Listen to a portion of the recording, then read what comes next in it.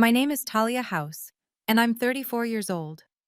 8 months ago, my parents told me there was no space for me in their five-bedroom house after I lost my job.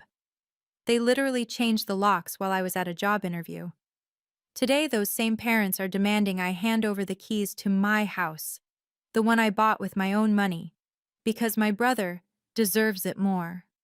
They even broke in while I was at work and started measuring rooms for his kids. If you're watching this, please subscribe and let me know where you're watching from. Because what I'm about to share isn't just about entitled family members trying to steal property. It's about how I went from living in a van in a Walmart parking lot to owning my own home, and how my family's greed led to their very public downfall at my grandfather's 85th birthday party. Let me take you back to where this all started. I'd been working as a senior accountant at Morrison & Associates for 6 years when they suddenly filed for bankruptcy. No warning, no severance. Just a Friday afternoon email saying don't come back Monday. I had enough savings for maybe 2 months of expenses, but the job market was brutal. After 3 weeks of rejections, I swallowed my pride and called my parents. Mom, I hate to ask, but could I stay with you guys for a few weeks? Just until I find something? There was this long pause, then she said, "Oh, honey, you know we'd love to help, but we just don't have the space." I actually laughed. "Mom, you have 5 bedrooms, it's just you and Dad now." Well, Michael and the kids need somewhere to stay when they visit. Michael, my older brother, lived 15 minutes away. His visits were Sunday dinners. He had a 4-bedroom house with 2 rooms they used for storage. But somehow, my parents kept 2 guest rooms empty just in case he needed them. What about the basement? I'll sleep on the couch. That's Michael's man cave when he comes over. You understand, right? Family has to think about the future. The irony wasn't lost on me. I was family too. Or at least, I thought I was. 2 days later, I came back from a job interview to find my apartment building's locksmith changing my locks. The landlord had given me 30 days, but my parents had called him, pretending to help, and somehow convinced him I'd already moved out. My own parents had accelerated my eviction. That night, I slept in my 2004 Honda CR-V in a Walmart parking lot, wondering how the people who raised me could be so cruel. Living in your car teaches you things no one should have to learn, like how to shower at Planet Fitness at 5 a.m. when it's least crowded, how to make a jar of peanut butter last a week, how to park at different Walmarts so security doesn't notice you're living there. Every morning at 5 a.m., I'd wake up in that freezing van and tell myself, this is temporary. My back ached from sleeping curled up in the back seat. My professional clothes hung from the car's grab handles, wrinkled despite my best efforts.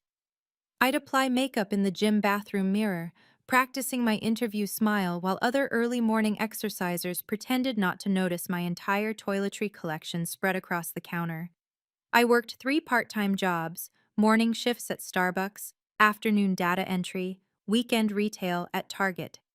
60 hours a week, saving every penny. Rice and beans became my entire diet.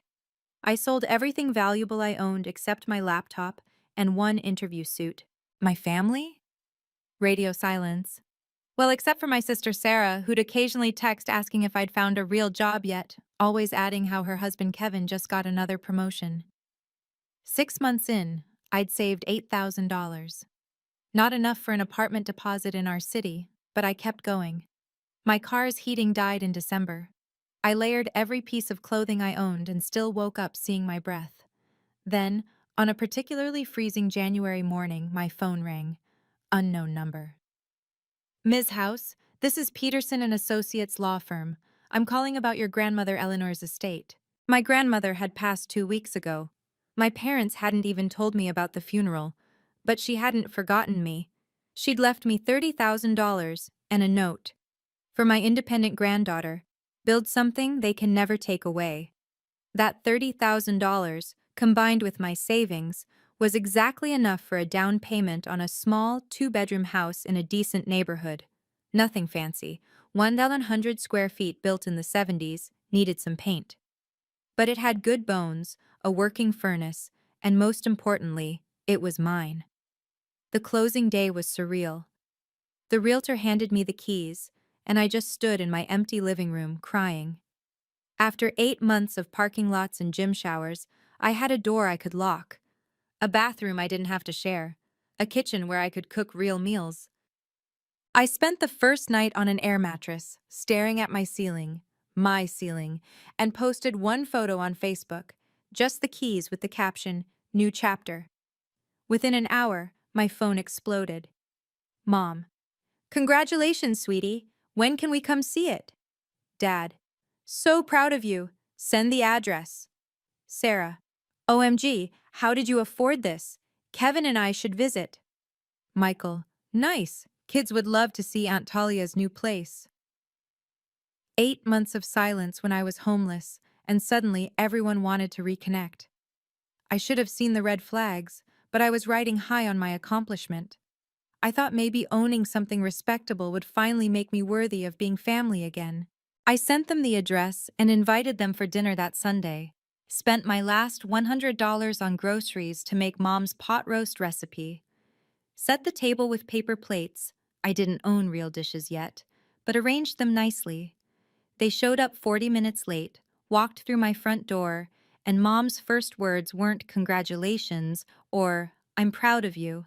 She said, "Oh, this is much too big for just one person." That first visit set the tone for everything that followed. While I gave them the tour, Michael kept measuring rooms with his eyes, commenting how his kids' toys would fit perfectly in the second bedroom. Sarah criticized everything: the dated kitchen, the small bathroom, the lack of central air, while simultaneously asking invasive questions about my mortgage payments. "So how much did Grandma leave you exactly?" Sarah asked, running her finger along my countertop like checking for dust. "Enough for the down payment," I said, keeping it vague. Dad wandered around, tapping walls. "Good bones. With some work, this could be worth double. Michael, you should see the basement. Perfect for your workout equipment." "Dad, Michael has his own house." "Yeah, but it's getting crowded with the kids," Michael said, opening my closets without asking. "This would be perfect for my home office. Kids could have the whole upstairs at our current place." They stayed 3 hours discussing my house like I wasn't there. "Mom even suggested family dinners every Sunday since you have the space now." The same woman who said she had no room for me wanted to commandeer my dining room weekly. As they left, Michael made a joke that wasn't really a joke. "Hey, if you ever get tired of all this maintenance, we could always swap. Your little place for our big one. Kids need a good neighborhood like this." Everyone laughed. I forced a smile, but something cold settled in my stomach. 2 days later, I installed a security system. The sales guy asked if I'd had break-ins in the neighborhood. "No," I told him. "I just want to be prepared." He showed me the camera features, how everything backed up to the cloud. "This model even works if someone cuts your power," he said. I bought the premium package. Over the next few weeks, the visits escalated. My family would show up unannounced, sometimes when I wasn't home. I'd find evidence they'd been in my yard, checking on things. Michael left his kids' bikes in my garage, temporarily. Sarah stored boxes in my basement just for a few days, that turned into weeks. Then came the comments at every family gathering. "Talia doesn't even have a boyfriend. Why does she need 2 bedrooms? Seems selfish, one person in a family-sized house. Michael's kids deserve a safe neighborhood like that." The turning point was when I came home early from work with a migraine and found my mother in my kitchen, making copies of my house keys. "Mom, what are you doing?" "Oh, just making spares in case of emergency. You should have given us copies already." "I don't want anyone having copies." She looked hurt. "We're your parents. What if something happens to you?" "Then you can call a locksmith." That night, I called my friend James, who worked in real estate law. "Document everything," he said after I explained the situation. "Every visit, every comment, every incident. And Talia, change your locks tomorrow." You think they'd actually try something? I think people who feel entitled to your success will always escalate. The question is how far you'll let them go. I changed the locks the next morning. The locksmith found evidence that someone had already tried to duplicate my keys. The marks were fresh. My hands shook as I signed his invoice. That afternoon, Mom called. Our keys don't work. What keys? Silence. Then, you changed the locks? Your own family? My house, my locks. We'll see about that, she said, and hung up. I should have known those weren't empty words. Can you believe my own family would do this to me? After everything I went through, living in a van, working 3 jobs, finally achieving my dream, they wanted to take it all away. If you've ever dealt with entitled family members who think they deserve what you've earned, hit that like button and share your story in the comments. Your support means everything. Now, let me tell you what happened when they actually tried to take my house by force. 3 days after I changed the locks, my parents showed up with what they called a family proposal. Dad had actually prepared a presentation folder, like this was a business meeting. We've been thinking, Mom began, settling into my couch uninvited. This arrangement could work better for everyone. Dad opened his folder, revealing printed Zillow estimates and floor plans. You move back with us. We've cleaned out the basement, and Michael takes over the mortgage here. You'd live rent-free, save money, everyone wins. I'm not giving Michael my house. Not giving, Dad corrected, transferring. He'd assume the mortgage, take over payments. You'd actually come out ahead financially without the burden. The burden of owning my own home? Be reasonable, Mom said. You don't need all this space. Michael has 2 kids who need a good school district. You're being selfish. Selfish? I was homeless for 8 months while you had empty bedrooms. That was different. We were thinking of Michael's family needs. And now you're thinking of them again, using my house. Dad's tone shifted, harder now. Your grandmother's money paid for this down payment. That was family money. We all have a stake in this property. Grandma left that money to me, specifically to me. For the family's benefit, Mom insisted. She'd want her great-grandchildren in a safe neighborhood. Then Michael can buy his own house. With what money? Dad snapped. Not everyone got a windfall from Grandma. There it was, the real resentment. They weren't just entitled, they were angry that Grandma had chosen me. Get out, I said quietly. Excuse me? Get out of my house, now. They left, but Dad turned at the door.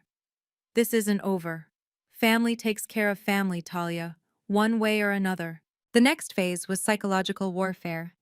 Sarah joined the campaign, texting me daily about how I was tearing the family apart and breaking Mom's heart.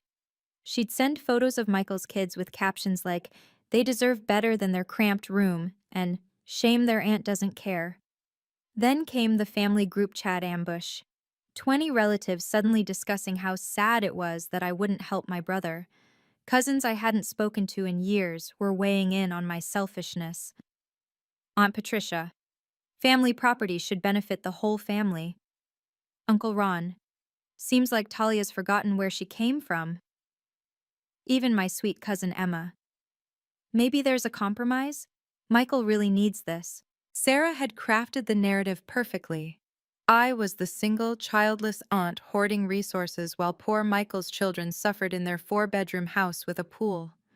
The pressure intensified when Mom called crying one night. Your father's blood pressure is through the roof because of this stress. Is your pride worth his health? His stress isn't my responsibility, Mom. We did everything for you growing up, and then kicked me out when I needed you most. That's not how it happened.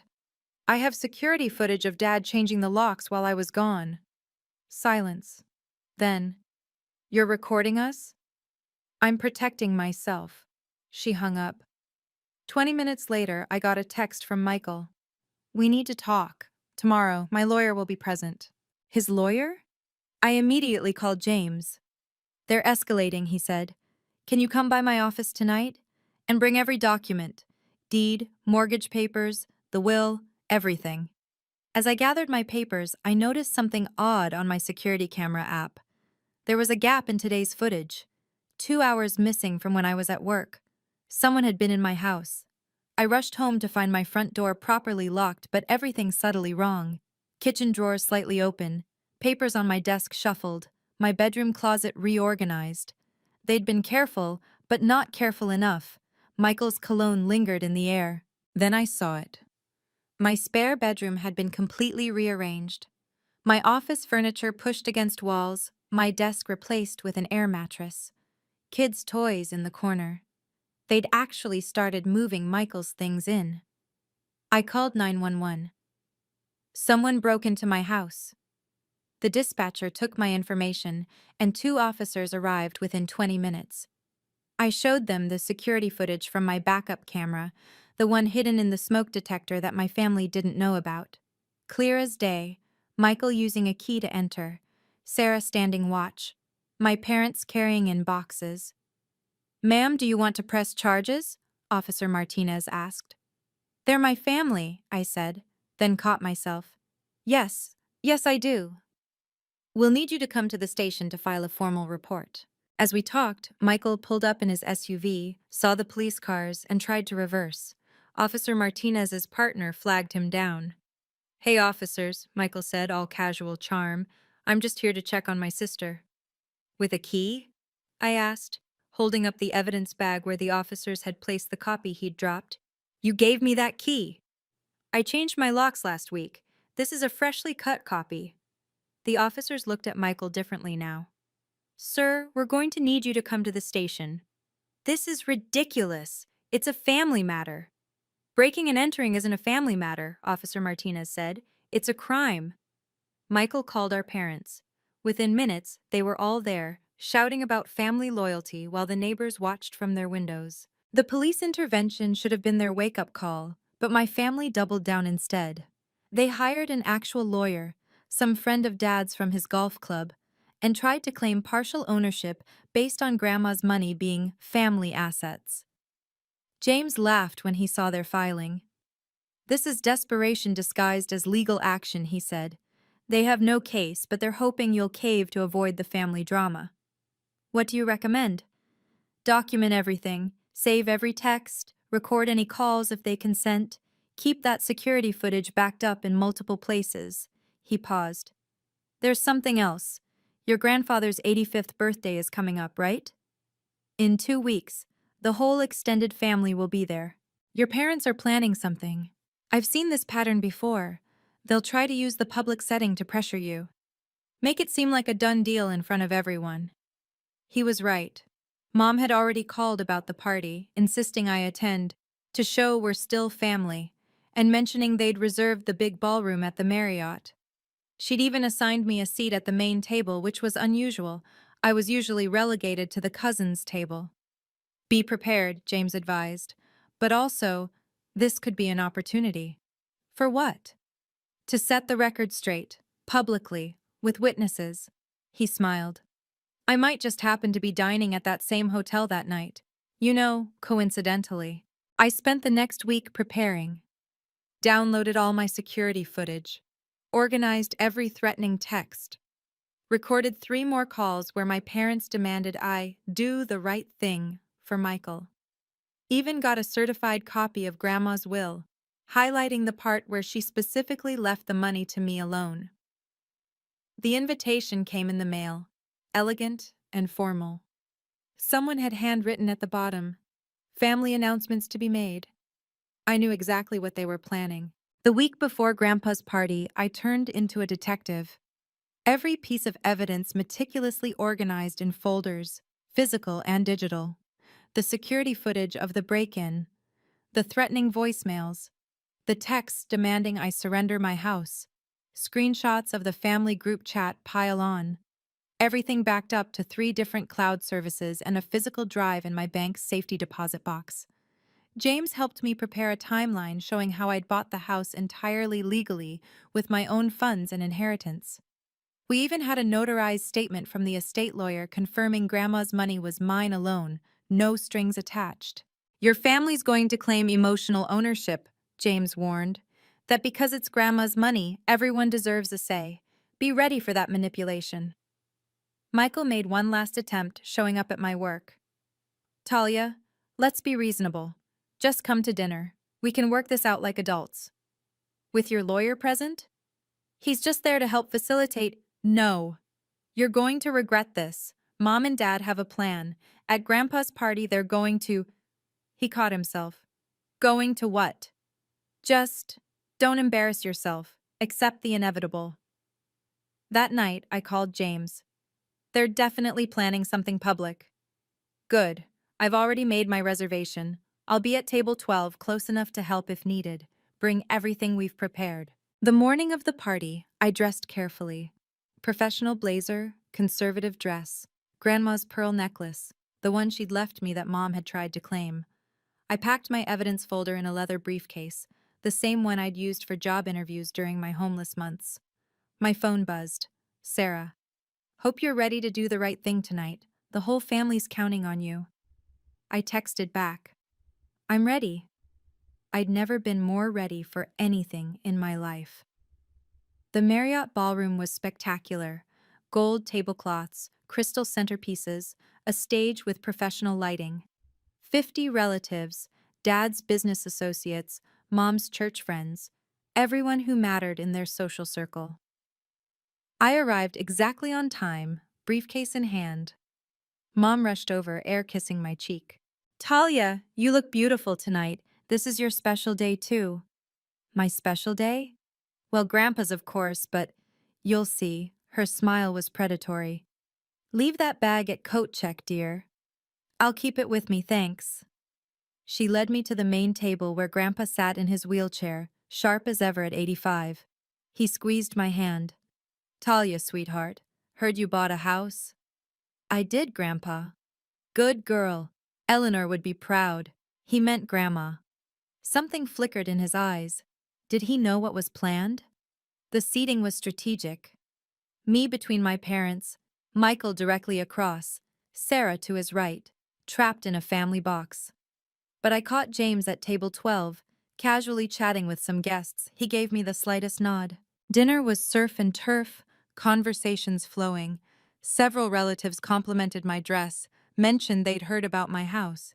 Each time, Mom would interject with, "Yes, it's wonderful how family helps family."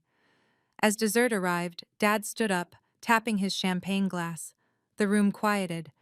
Before we toast my father, I want to make a special announcement about family legacy and taking care of each other.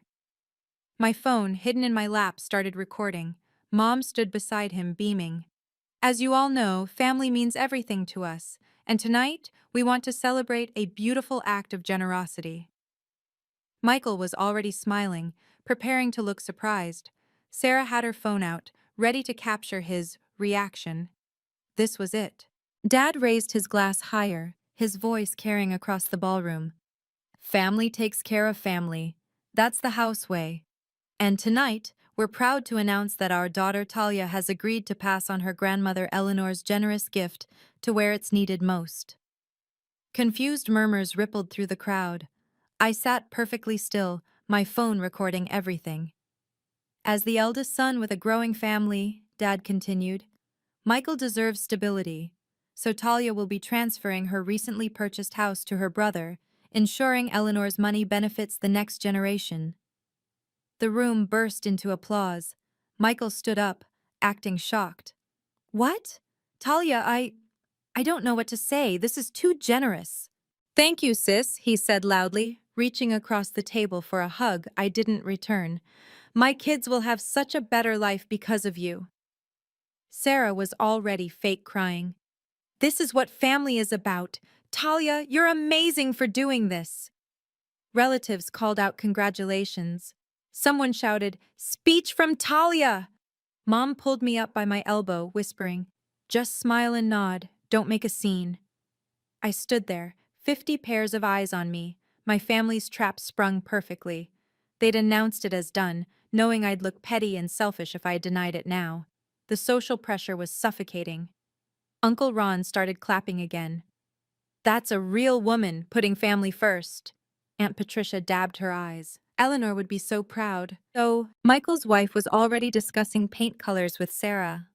My cousins were congratulating Michael on his new house. Dad handed me the microphone, his grip tight on my wrist. Say something nice, Talia. I took the microphone, my other hand reaching for my briefcase. I smiled, calm, controlled, professional. I do have something to say about family values. Family helps family, I said into the microphone, my voice steady. That's what we've always said, isn't it? That's right, Mom called out, still beaming. Michael raised his champagne glass. To the best sister anyone could ask for. So generous, Sarah added loudly. Giving up her house for Michael's children. That's true love. The crowd murmured approval. Someone started another round of applause. Yes, I continued, letting them settle down. Family helps family, which is why I'm confused about something. Mom's smile flickered slightly. See, 8 months ago, when I lost my job and needed help, my family, this same loving family, told me there was no room for me, despite having 5 empty bedrooms. The applause died completely. When I was sleeping in my car in Walmart parking lots, showering at Planet Fitness, eating peanut butter for dinner, where was this family help then? Dad grabbed for the microphone. I stepped back. And now that I've bought a house, with my own money, my own credit, my own name on the deed, suddenly family helps family? Talia, Michael stood up. Let's not do this here. Oh, but you already did this here. You announced that I'm giving you my house in front of everyone. Cousin Emma called out. Wait, you're not giving him the house? Of course not. Why would I give away my legal property to someone who watched me be homeless and did nothing? The room was dead silent now. Grandpa, I noticed, was leaning forward with interest. Mom tried damage control. There's been a misunderstanding. No misunderstanding, I said clearly. You tried to publicly manipulate me into giving up my home, but I have something everyone should see first. This was it, the moment they thought they had won. In front of our entire extended family, they were publicly stealing my home and expecting me to smile and take it. But I had spent weeks preparing for exactly this moment. If you think you know what happens next, leave your guess in the comments. And if you've ever had to stand up to your entire family, hit that subscribe button, because what I did next changed everything. Let me show you how I turned their public humiliation into their worst nightmare. Before we celebrate this generous gift that isn't happening, I said, pulling out my laptop, everyone should know the full story. The Marriott's AV tech, whom I'd tipped $100 earlier to be ready, connected my laptop to the ballroom's projection screen. I'd told him I had a birthday video for Grandpa. This is from my home security system, dated last Tuesday. The screen lit up with crystal clear footage. Michael using a copied key to enter my house. My parents carrying boxes. Sarah standing lookout. The timestamp clearly visible. Gasps rippled through the room. That's breaking and entering, someone whispered. They broke into your house? Aunt Patricia's voice was shocked. The video continued. Audio now, my mother's voice from my kitchen camera. Once we move Michael in, she can't do anything about it. Possession is 9/10 of the law. Dad's voice. She was always too independent. This will teach her to need family. I clicked to the next file. These are text messages from the family group chat. The screen filled with the coordinated harassment. 20 relatives could see their own words calling me selfish, demanding I give up my house, threatening to cut me off. Uncle Ron slowly sat down, his face red. And here, I continued, is the police report from when they broke in. Yes, I filed charges. Michael stepped forward. Talia, stop this. Like you stopped when I was homeless? Grandpa's voice cut through the tension. Robert, he said to my father, you told me Talia offered the house to Michael. Dad, I can explain. You lied to me. You lied to everyone here. The room was in chaos now, but I wasn't done. There's more, I said, clicking to an audio file. This is a voicemail from 3 days ago. Dad's voice filled the ballroom through the speakers. You will sign that house over to Michael, or you're dead to this family. You owe us for raising you. Time to pay up. The gathering of 50 became absolutely silent. You could hear the air conditioning humming. End this call from yesterday. I clicked play. Mom's voice, shrill and threatening. We know where you work. We know your boss. Don't make us ruin your career over a stupid house. Family comes first, or you'll have nothing. At table 12, James stood up. Excuse me, everyone. I should introduce myself. He walked to the front, every eye following him.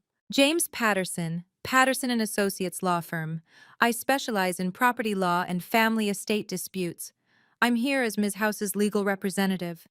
This is a family party, Dad protested. Where you publicly announce the illegal transfer of my client's property, James said calmly. I have 47 witnesses to attempted coercion and fraud. He pulled out his own folder. This is a certified copy of Eleanor House's will, showing the inheritance was left solely to Talia House. This is the property deed, in Talia's name only. This is a cease and desist order against the House family for harassment and attempted theft. Sarah's husband Kevin suddenly stood up. Wait, you all told me Talia agreed to this. We had it handled, Sarah snapped at him. Handled? This is insane. Kevin was backing away from the table. You're committing crimes. Michael's wife grabbed their kids. We're leaving. Michael, I told you this was wrong. Baby, wait. But she was already heading for the exit, their confused children in tow. Grandpa wheeled himself forward, his voice commanding despite his age. Robert, Linda, Michael, Sarah, explain yourselves. Now. Dad tried to salvage something. Dad, we were just trying to help Michael. By stealing from Talia? After you left her homeless? We didn't leave her homeless, Mom protested. She chose to leave. I clicked to another video, security footage from my old apartment building. This is you, Mom, talking to my landlord, convincing him I'd already moved out while I was at a job interview. The extended family was in uproar now. Cousins were leaving their tables, getting closer to see the screen. Several were recording on their phones. My God, Linda, Aunt Patricia said. Your own daughter? You don't understand, Mom said desperately. She's always been difficult, independent. So you punished her for not needing you? Grandpa's voice was ice. Eleanor would be disgusted. She left that money to Talia specifically because she saw this favoritism. James stepped forward again. Mr. and Mrs. House, Mr. Michael House, Mrs. Sarah Morrison, you have two options. Sign this agreement to cease all contact with my client and drop any claim to her property, or we proceed with criminal charges for breaking and entering, harassment, attempted fraud, and conspiracy to commit theft. This is blackmail, Michael shouted. No, it's consequences, I said, finally finding my full voice. This is my house. I bought it. I own it. End of discussion. Sarah's phone suddenly buzzed repeatedly. She looked at it and went pale. Kevin? Kevin's texting. Oh, God. She showed the screen to Michael, divorce papers. Apparently, Kevin had been documenting their scheme too, and wanted out before he became legally liable. The birthday party for Grandpa had become a complete disaster, and everyone knew exactly who to blame. James laid out the documents on the main table like a card dealer. Mr. House, Mrs. House, these cease and desist orders are effective immediately. Michael House, this is a restraining order. You're not to come within 500 feet of Talia's property. You can't do this, Dad said, but his voice had lost all authority. Sign here, or we proceed with criminal charges, James repeated. The breaking and entering alone carries up to 3 years in prison. Michael grabbed the papers. This is insane. Over a house? Sign it, his wife called from the doorway. Sign it, or I'm taking the kids to my mother's tonight, permanently. The room watched as my family, one by one, signed the documents. Each signature was witnessed by 3 relatives James had asked to step forward, including Grandpa, who signed with a firm hand. There's one more matter, James announced. The attempted fraud announced tonight, claiming Talia had agreed to transfer her property, in front of witnesses, some of whom are mandatory reporters for their professions. I noticed Michael's boss, Mr. Harrison, was at table 6. He'd heard everything. Michael, Mr. Harrison called out, we need to talk Monday morning. This raises serious ethical concerns about your position in financial services. Michael went white. Sir, this is just a family misunderstanding.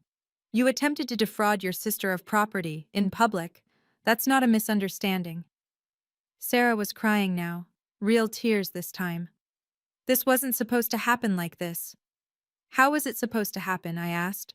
With me quietly giving up everything I worked for? Mom reached for me. Talia, please. James stepped between us. No contact means no contact. Starting now. Security had arrived. Apparently, someone had called them when voices were raised. They stood by, waiting. I think it's time you all left, Grandpa said firmly. The exodus was brutal to watch. My parents, who'd entered like royalty, shuffled out with security escorts. Mom was sobbing, whether from shame or anger I couldn't tell. Dad kept muttering about family loyalty to anyone who'd listen, but people actively stepped away from him. Michael's marriage imploded in real time. His wife had already called an Uber telling him, I warned you this was wrong. I'm done enabling your family's toxicity. She left with their kids, who kept asking why everyone was upset at Daddy. But Sarah's breakdown was the most dramatic. Her phone kept pinging with messages from Kevin. Through her tears, she read them aloud. The prenup is void if you commit a crime. My lawyer will be in touch. Talia, please, she begged. Tell Kevin this was all a misunderstanding. I can't lie for you, Sarah. You've ruined everything. No, Grandpa said firmly. You ruined everything, all of you. As they left, relatives began approaching me. Some apologized for their group chat messages. Others shared their own stories of family financial abuse. Cousin Emma hugged me tightly. I had no idea what they were doing to you. I'm so sorry. Uncle Ron shuffled over, embarrassed. I owe you an apology. We only heard their version. That's why I had to show the truth, I said simply. The party continued without them, subdued but somehow warmer. Grandpa called me over, took my hand. Eleanor knew, he said quietly. She saw how they treated you. That's why she made sure that money went only to you. She'd be proud of how you stood up for yourself. Mr. Harrison approached before leaving. Ms. House, we have an opening in our accounting department. If you're interested, call my office Monday. Sometimes losing your family means finding your worth. The fallout was swift and merciless. By Monday morning, the story had spread through every social circle my parents inhabited. Mom's church friends were praying for her, but stopped inviting her to events. Dad's golf buddies suddenly had full foursomes. Their carefully cultivated reputation as the perfect family was destroyed. Michael's professional life crumbled. Mr. Harrison placed him on administrative leave pending an ethics review. Word got out. Who wants a financial advisor who tried to steal his sister's house? Within 2 weeks, he was quietly terminated with a settlement that required his silence but killed his career in finance. Sarah's divorce turned vicious. Kevin had documented everything. Every text where she bragged about getting my house, every conversation planning the theft. She'd hidden assets during their marriage, helping Kevin evade taxes. Now he had leverage.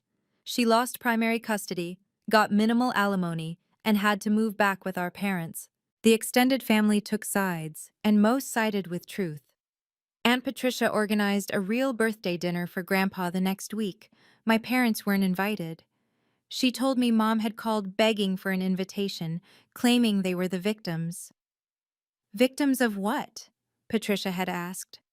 Talia's vindictiveness. Talia's evidence, you mean? The neighborhood gossip was brutal. Mrs. Chen from next door to my parents told me she'd seen them packing boxes.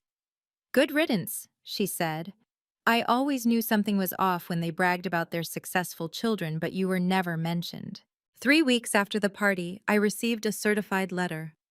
They were selling their house, moving 2 states away to where no one knew their shame.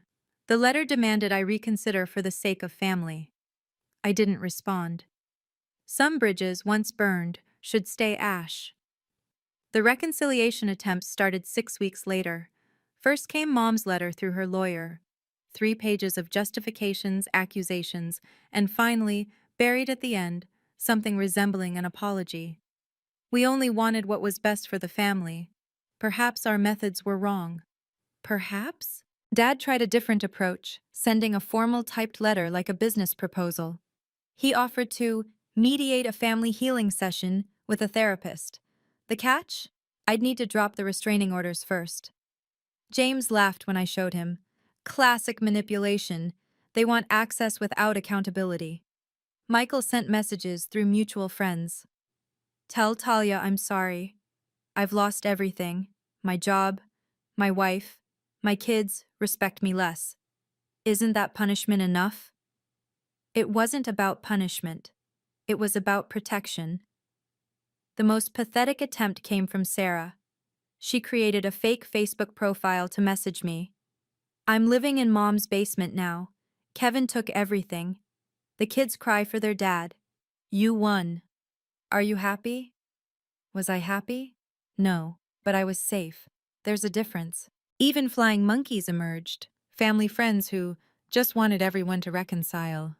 They'd call with speeches about forgiveness, about how life's too short for grudges, about how my parents were suffering enough.